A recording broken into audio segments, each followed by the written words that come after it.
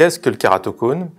Il s'agit probablement, puisqu'on n'en est pas tout à fait sûr, d'une maladie dégénérative, c'est-à-dire qui s'aggrave avec le vieillissement, mais qui présente certains facteurs de risque, notamment génétiques et familiaux, que nous avons bien identifiés.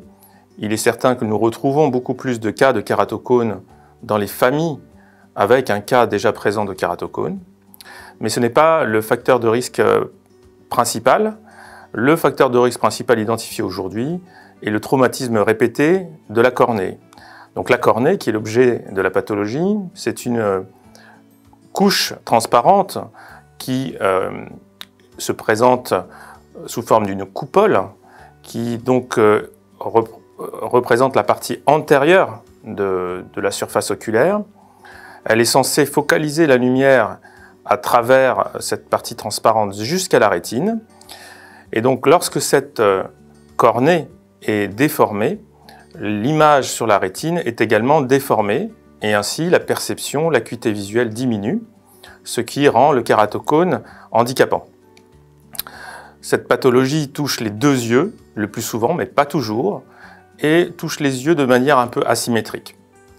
Le facteur de risque principal dont je parlais tout à l'heure est le microtraumatisme répété, que l'on retrouve essentiellement chez les jeunes, puisque la maladie se développe essentiellement entre l'âge de 15 ans et de 25 ans, dans la grande majorité des cas. Il arrive qu'il y ait des kératocones plus tardifs.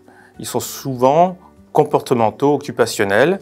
Parfois, il s'agit simplement de positions de sommeil nocturne avec appui sur la main, sur l'avant-bras, sur le bras, qui aboutissent à une déformation de cette cornée qui est quand même très fragile puisqu'elle n'est que d'environ un demi-millimètre d'épaisseur au point le plus fin.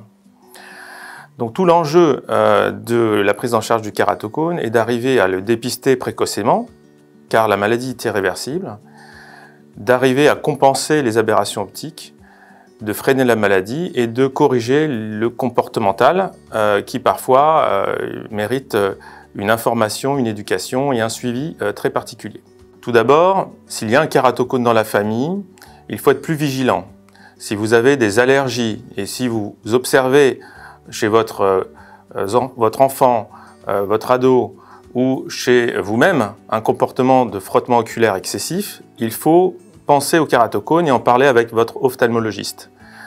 Si vous avez déjà des symptômes, c'est-à-dire une diminution de la qualité de vision, des maux de tête et l'apparition dépistée par votre ophtalmologiste d'une myopie ou d'un astigmatisme qui n'existait pas avant, il faut consulter dans un centre spécialisé qui pourra faire le diagnostic en examinant la forme de la cornée, essentiellement avec des topographes cornéens.